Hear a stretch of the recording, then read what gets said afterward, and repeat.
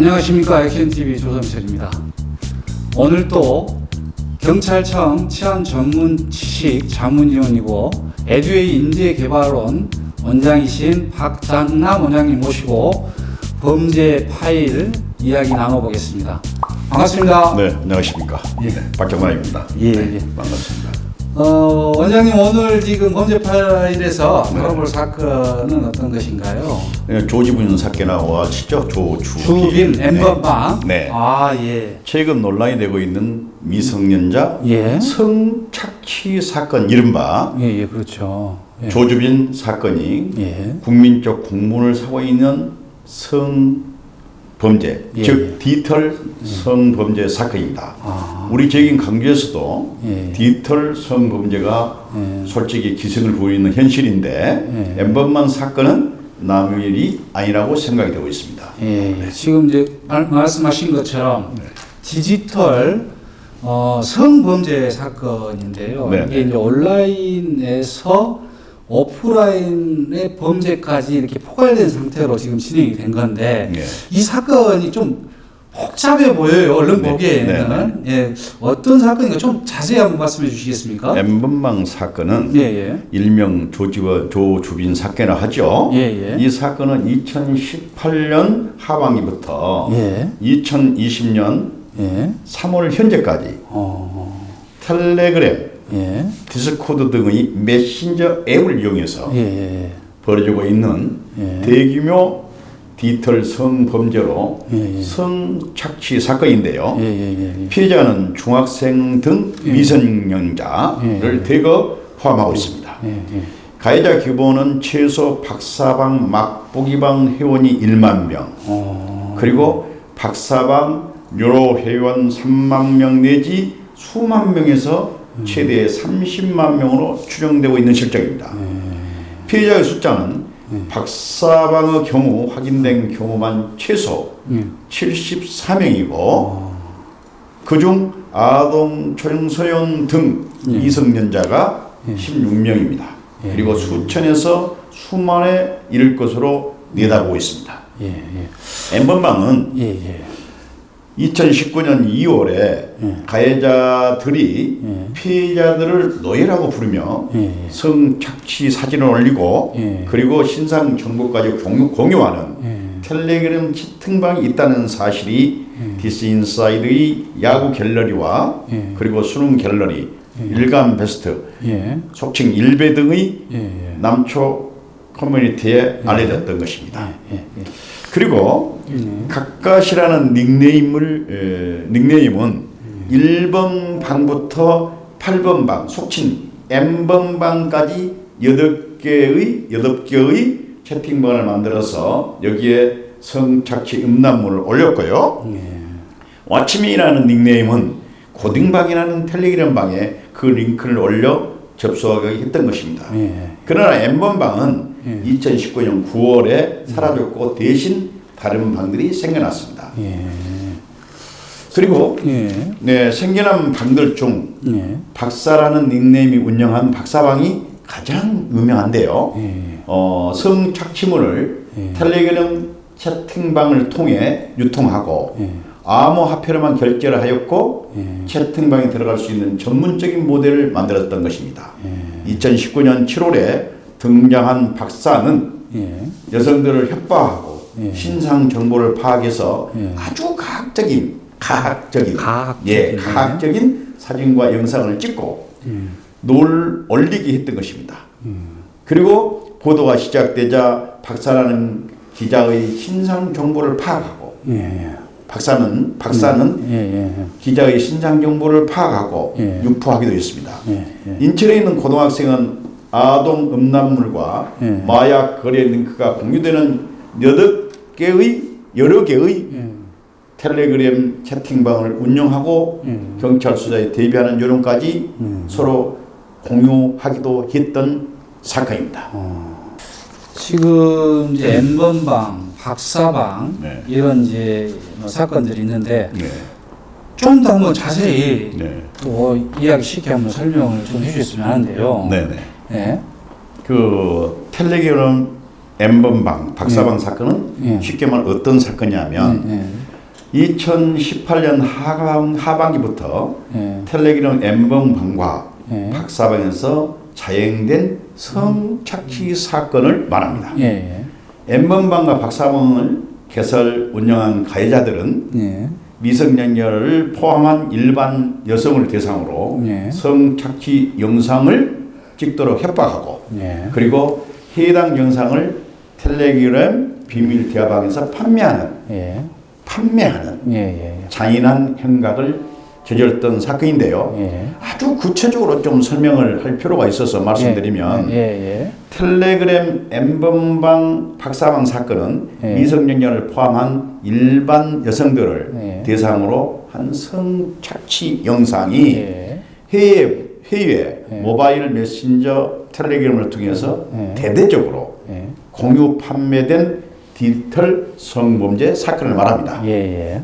엠번방은 예. 2018년 하반기부터 박사방은 2019년 7월부터 운영된 것으로 알려지고 있습니다. 예.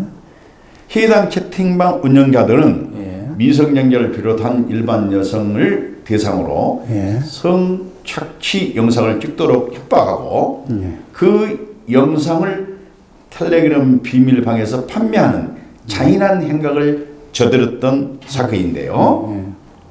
가해자들이 예. 텔레그램을 쓴 것은 회의에 서버를 두고 있어 압수수색 등이 어렵고 예. 대화 내역을 지우는 가능성이 있기 때문에 있는 것으로 그런 기능이 있는 거죠. 있는 것으로 예. 기능이 있는 것으로 예. 추정됩니다. 예. 그래 엠번방이란 무슨 뜻이냐면요. 예. 엠번방이라는 명칭은 1번부터 8번까지 예. 각각 다른 이름이 붙여진 8개의 텔레그램 비밀 대화방에서 예. 방마다 서로 다른 피해 여성들이 예. 신상 정보와 예. 그리고 성착취물이 올라온 데서 붙은 것이죠. 아. 그러면 박사방이란 것이 무슨 뜻인가? 예. 그래요. 박사방이란 박사라는 닉네임을 가진 인물이 예. 운영하는 데서 예. 붙여진 이름입니다. 예.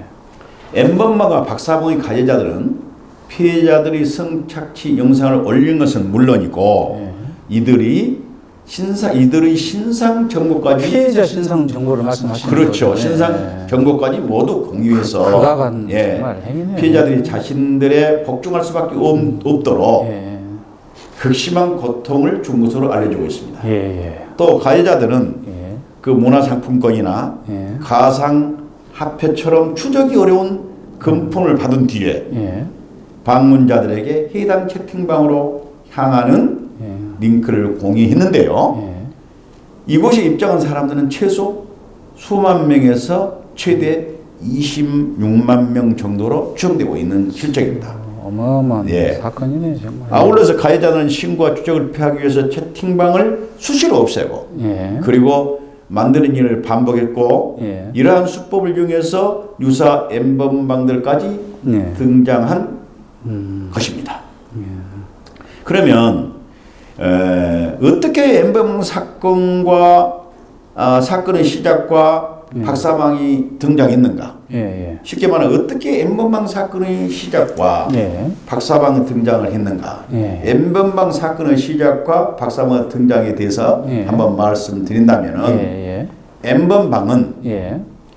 음란물 및 성착취물 공유 사이트인 소라넷이 예. 소라넷부터 올라오는. 폐쇄된 이후에 예. 텔레그램으로 옮겨간 이들이 2018년 하반기 개설한 것으로 알려지고 있습니다. 그 시초는 예. 가에다 예. 숏 예. 갓갓이라는 닉네임을 가진 인물로 예. 그런 1번방부터 8번방까지 예. 얼마 전에도 이야기했지만은 예. 일본 N번방 채팅방을 만든 뒤에 예. 지속적으로 성착취 영상물을 올렸던 것입니다. 이 친구는 안 잡혔잖아요 지금. 갓갓이라는 지금 이. 예. 네, 갓갓은 예. 트위터의 예. 일탈계에서 활동하는 예. 10대에서 20대 여성 사용자들에게 예. 접근해서 예. 킹 링크 경찰 4층으로 예. 개인 정보를 알아낸 뒤에 예. 이후 신상 공개 등을 빌미로 피해자들을 협박해서 성착취 영상물을 요구했던 것입니다. 그러나 각각은 2019년 2월 켈리에게 자신의 방을 준 뒤 돌연 자취를 감춰버립니다. 그래서 지금 못 잡고 있는 거예요. 각각 이후 엠번방을 운영하는 켈리는 2019년 9월 또 자취를 감춰버립니다. 이들이 떠난 뒤에도 성착취물을 공유하는 유사 엠번방, 요새 방송에 자주 나오는 놀이대장 태파, 그리고 박사방 등이 지속적으로 생겨났던 것입니다. 그러다가 2019년에 엠번방을 모방해서 더욱 자극적인 성착취물을 공유하는 박사방이 등장했던 것이죠. 이때부터 그러면 더 과학적인 그런 이 성착취물을 올리는 겁니까? 그런 걸 만들고? 일명 박사라는 가명을 쓴 운영자 조지부인이죠. 운영자는 트위터나 채팅 앱에서 피팅 모델, 아르바이트나 데이트 아르바이트를 모집한다며 피해 여성들을 유인했죠. 이후에 신상 공무는 물론 여성들 얼굴이 나오는 나체 사진을 받아 이를 빌미로 해서 협박해서 성착취물을 지속적으로 찍게 했던 것입니다. 특히 조 씨는 이들 여성들을 노예라고 지칭하면서 요새 방송에서 그 노예라는 말 자주 나오죠. 몸에 노예나 박사라는 표식을 새기게 했습니다. 새끼손가락을 들게 해서 새끼손가락을 들게 해서 박사의 지시에 따른 것을 알아볼 수 있게 했던 것입니다. 이 박사방에서 확인된 피해자는 미성년자 16명을 포함해서 70여 명이 된 것으로 지금 현재 파악되고 있습니다. 박사방은 영상을 볼 수 있는 맛보기 대화방과 일정 금액의 가상화폐를 지급하면 이게 아주 중요한데요. 입장 가능한 3단계 유로 대화방으로 유인해가지고 입장료는 1단계는 20에서 25만 원, 또 2단계는 70만 원 정도, 3단계는 150만 원 수준으로 알려졌습니다. 그러니까 150만 원 정도 수준으로 알려진 여기에 이제 입장을 하게 된다면은 솔직히 어떤 뭐 돈 없는 사람들이 하겠습니까? 사회지도청이라든지 전문직 종사들도 가입해서 지금 현재 경찰의 수사를 피하기 위해서 가진 방법을 용구하고 있겠죠. 이제 이 26만 명 정도가 파악이 되면 정말 사회적으로 아주 엄청난 파장이 일 것입니다. 특히 그리고 특히 조 씨는 입장하기 위해 돈을 지불한 사람들에게 향후 박사방의 정보가 새나갈 경우 협박 등의 용도로 사용하기 위해서 신분증으로 본인임을 인증하도록 하는 아주 교활한 놈입니다. 또 거래는 비트코인 등 암호화폐로 진행해서 수사기관의 추적을 피하게끔도 한 아주 지능 범죄죠. 한편 각각에게 엠번방을 물려받아 운영한 것으로 알려진 켈리, 닉네임이죠. 켈리와 고딩방. 이게 이제 2019년 4월부터 운영한 고단방을 운영했던 아침에는 각각 2019년 9월 경찰에 체포돼 구속된 것으로 확인됐습니다. 그리고 켈리라는 닉네임을 가진 32세의 신모 씨는 아동 청소년의 성보호에 관한 법률, 음란물 제작 배포 등의 혐의로 재판에 넘겨졌고 징역 1년을 선고받았고 이에 신 씨는 1년 선고. 아주 상당히 있을 수도 없는 거죠. 있을 수도 없는 거죠. 정말 우리 사법 체계가 정말 심각한 문제가 있다고 느껴지네요. 정말. 그 부분에 대해서는 더 자세히 어떤 처벌을 받는가 이런 것에 대해서 말씀을 좀 자세히 드리기로 하고요. 그래서 이제 아침면으로 알려진 38세의 전 씨는 2019년 10월에 음란물 사이트 운영 혐의로 재판에 넘겨졌고 엠번방 운영 혐의는 2020년 2월 기소돼 두 사건이 병합 처리되고 있습니다. 병합된 전 씨는 지금 사건은 수원지방법원에서 재판 중이며 4월 9일 선고를 앞두고 있습니다. 예. 이 관련한 부분은 좀 제대로 된 처벌이 뒤따라야 될 거라는 생각이 드네요. 그래도 이렇게 N번방, 뭐 박사방, 쉽게 말하면 각각, 뭐 캘리, 고단방 이런 용어들을 일반 국민들이 참 알아듣기가 참 어려운데 그렇습니다. 그걸 알아먹기 쉽게 이야기한다면 인터넷으로 아동이나 일반 여성들의 성영상을 교묘하게 판매한다는 것이죠. 판매, 제작해서 제작해서 배급해서 판매한다는 것이죠. 정말 이게 충격적인 사건인데요. 이 디지털 성범죄라는 게 기존의 어떤 그 성범죄와 다르게 엄청난 지금 이 국민들에 대한 충격을 주고 있지 않습니까? 그리고 광범위한 어떤 피해자 그리고 또 광범위한 가해자 이런 부분들을 또 우리가 어떻게 봐야 될지. 그 기존의 디지털 성폭력과 속성부터 완전히 다르다고 하기는 어렵습니다.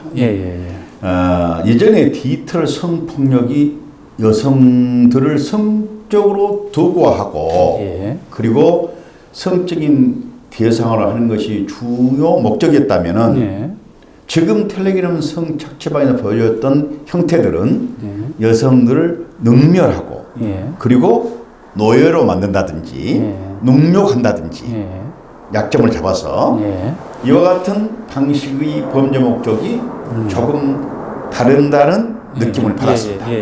그렇죠. 좀 틀리기는 틀리죠. 그래서 이제 지금 이게 이제 그야말로 신종 성범죄라고 같이 이야기가 되는데 그렇습니다. 이와 같은 지금 뭐 이 박사방 운영자들 그리고 또 이 그 불법 성착취물을 또 이렇게 보면서 가해를 일으키는 사람들 이런 사람들에 대한 이 처벌 수위는 어떻습니까? 좋은 질문인데요. 이 디지털 성착취 개념이 지금 우선 필요해요. 그 게시물을 유포, 차단하는 강제 절차를 도입해야 될 것으로 사료되는데요. 개인적으로는 이 디지털 성착취물 제작 유포한 박사방 운영자 조지부는 공개했잖아요. 이제 그 가입자만 26만 명을 추정하고 있는데 현행법상 디지털 성범죄를 가볍게 인식한 나머지 시청이나 또 접근 등은 규제가 없습니다. 그래서 게시물 삭제를 위해서 법적 구속력 있는 행정적 강제 제도도 도입해야 될 것 같은데 박사방 아까도 말씀드렸지만 박사방의 1단계 입장료는 20만 원에서 25만 원 2단계는 예를 들어서 70만 원 정도 3단계는 150만 원 등 그 수위에 따라서 가격이 다르게 책정하는 유로 회원제로 운영됐었어요. 대부분 그 입장료는 비트코인 등 가상화폐를 받은 것으로 파악됐죠. 조지부는 여성들을 협박해 성착취 동영상을 찍은 후에 유포한 N번방 가입자 26만 명이 달하는 것으로 추정되는데 그 26만 명은 다 지금 파악이 돼가고 있습니까? 그 수사를 지금 아주 끝이 없이 경찰에서 할 것입니다. 현재 우리나라 그 여성과 아동 청소년에 대한 디지털 기기, 그러니까 카메라 등 같은 것을 말하죠. 디지털 기기 불법 촬영과 유포에 대해서는 성폭력 범죄의 처벌등한 특례법. 그러니까 성폭력 처벌법과 아동 청소년의 성보호에 관한 법률, 청소년보호법을 말하죠. 여기서 기울하고 있는데요. 성폭력 처벌법 특례법에서 14조에서는 아주 중요합니다. 성적 욕망이나 수치심을 유발할 수 있는 촬영물의 반포, 예. 또 판매, 예. 또 임대, 네. 제공, 예. 또 전시, 예. 상량에 대해서는 5년 이하 징역 또는 3천만 원 이하의 벌금에 처벌을 하고 있습니다. 네, 좀 낮네요. 네, 수익이. 그렇습니다. 예. 그리고 청소년 보호법 제11조가 예. 있는데요. 거기 음란물 제작, 청소년에 대한 음란물 제작 유통에 대해서는 무기징역 또는 5년 이상의 유기징역에 처벌하고 있고 영리 목적으로 판매, 예. 또 그리고 대여, 배포, 전시, 상량에 대해서는 10년 이하의 징역, 알선한 자는 3년 이상의 징역, 소지한 자는 1년 이하의 징역, 2천만 원 이하의 벌금에 처하도록 하고 있습니다. 예. 그런데 그러면 예. 다운받아서 본 사람이 있을 거 아니에요. 예. 이 본 사람들은 돈을 내고 받잖아요. 예. 돈을 내고 뭐 20만 원도 있고 30만 원도 있고 150만 원도 주고 들어가서 본 사람들은 박사방에서 제작을 할 수 있도록 촬영문을 제작할 수 있도록 쉽게 말하면 공동 정범으로 봐야 될 수도 있습니다. 그렇다면 범죄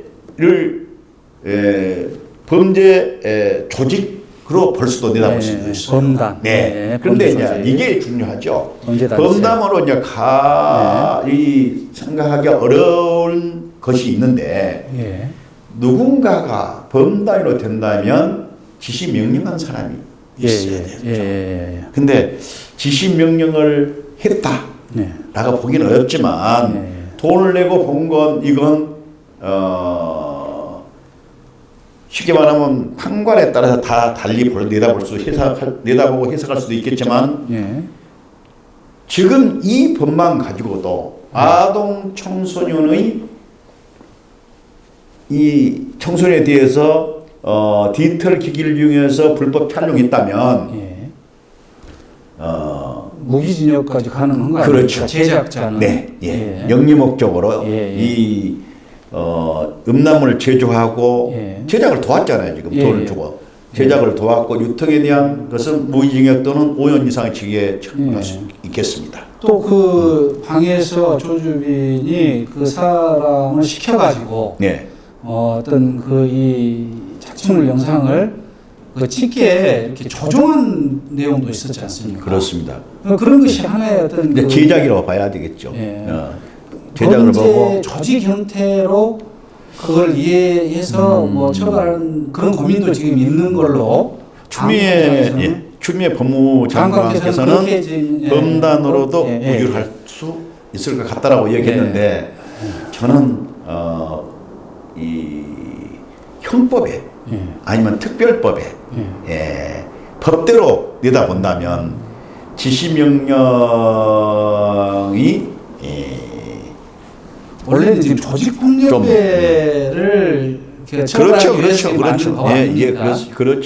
그래서 약간의 어떤 그 이 적용에 차별이 있을 수는 있는데 그런데 범단을 지금 어떤 것들을 지금 범단으로 적용을 하냐면 보이스피싱 그러니까 조직책 그리고 인출책까지도 범단으로 보고 있습니다. 실형을 때리고 있죠. 그래서 이것도 좀 할 수도 있겠는데 제가 그 사건 내용을 보면 판사에 따라 틀리죠. 그러니까요. 판사에 따라 틀려서 내다볼 수 있습니다. 게 아니고 그렇습니다. 어떤 그 노예를 이렇게 어떤 그 정보상 여러 가지 방법을 만들어 가지고 다른 사람을 보내서 어떤 행위를 하게 하고 이런 일종의 조직적 움직임도 범죄의 과정에서 그렇습니다. 있는 것도 사실이었던 걸로 제가 지금 그러니까 이제 그 박사방의 1단계 입장료가 아까도 말씀드렸지만 20만 원, 25만 원, 또 2단계는 70만 원 정도, 3단계는 150만 원 정도 이렇게 했잖아요. 그러면 가격을 다르게 책정한 유료 회원이 있을 거 아닙니까? 유료 회원이 있는데 이 사람들이 없었다면 제작할 필요도 없고, 요청할 필요도 없는 것 아닙니까? 그래서 이런 유료를 회원제로 해서 쉽게 말하면 입장료 대부분을 비트코인이라든지 가상화폐로 지급한 사람들, 이 사람들은 공범으로 제작을 함께한 것으로 봐도 저같이 조금 법을 공부한 사람들의 입장을 봤을 때 적용해도 무방할 것 같다는 개인 그럼 소개. 굉장히 이게 폭이 넓어지네요. 그러죠. 같이 이제 제작한 것으로 봐야죠. 그렇습니다. 지금 이제 이게 상당히 심각한 상황이고 또 지금 이런 그 방금 말씀하신 것처럼 이제 단순히 여기 와서 이 영상문을 봤다 이런 사람들에 대한 처벌 수위도 방금 말씀하신 것처럼 공동 제작이라든지 공동 점검으로 이렇게 바라본다면 굉장히 처벌 수위가 높을 거 아니겠습니까? 그렇습니다. 약 26만 명인데 그래서 지금 이제 우리 원장님께서는 그 정도 수준에서 모두가 아무튼 높은 수위의 처벌을 받을 수 있도록 해야 이런 부분이 다시 재발되지 않을 것이다. 그렇습니다. 이게 이제 우리 원장님의 의견이시네요. 그런데요, 여기에 이제 그 음란물과 성창취물에 대한 법적 행위나 처벌 수위 이렇게 말씀하셨잖아요. 음란물이란 음탕하고 또 그리고 난잡한 내용을 담은 책이나 예를 들어 그림, 사진, 영화, 비디오 테이프 이런 것들을 이제 얘기하죠. 그런데 지금 현재 우리나라는 불법 음란물을 촬영하고 유포 행위에 대해서 법적 처벌이 아주 미흡합니다.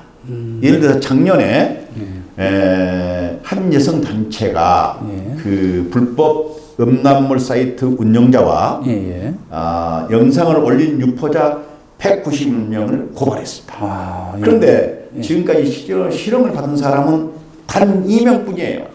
진짜요?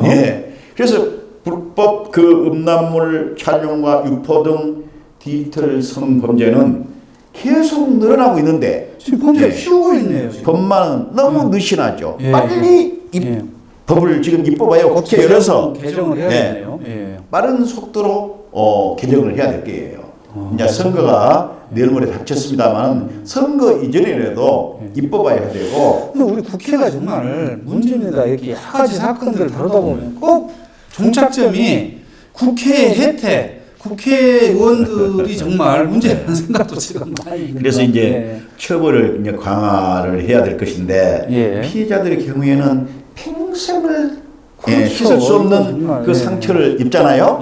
그죠? 그런데 현재 법정형이 성폭력 처벌법에 따르면 징역 5년 이하, 아까도 말씀드렸죠. 5년 이하, 벌금 3천만 원 이하입니다. 그렇죠. 그러면 성착취물에 대해서 이제 아까도 말씀 들었는데 성착취물이란 뭔 말이냐? 그러면 성영상을 협박해서 만들어낸 것입니다. 성착취물은 협박에서요. 그래서 이제 그 박사방이라든지 성착취물의 이 소지자, 유포자, 방조자까지 가담자 전원을 수사한다고 합니다.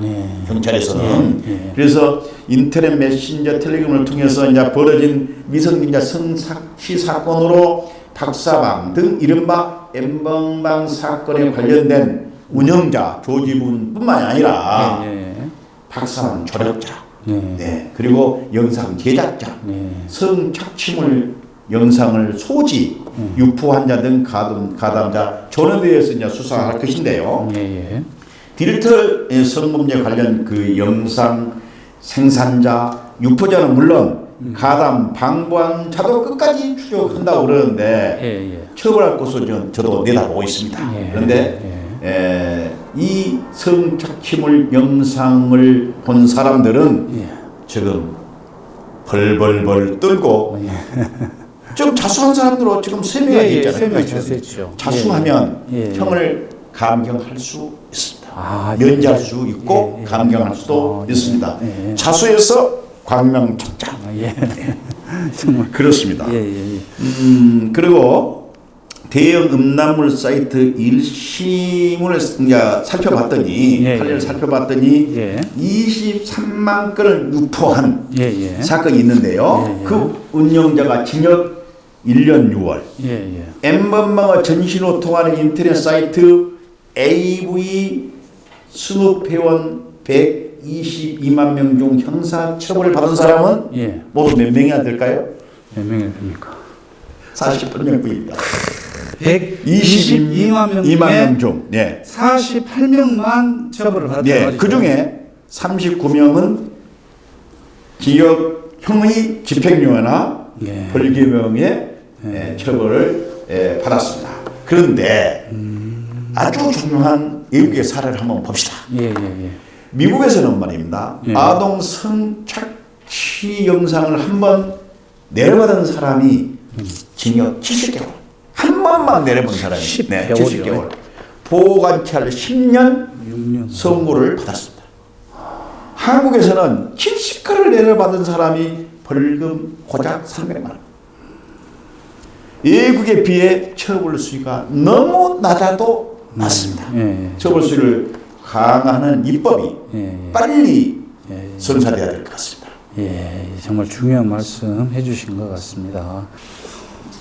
원장님 지금 뭐 여러 가지 정말 이 다양한 어떤 그 이 피해들이 있고 또 지금 연령대별로 또 다르기도 하고 이제 그런 상황인데 어떻게 지금 이런 피해들 당하는 과정들이 어떻습니까?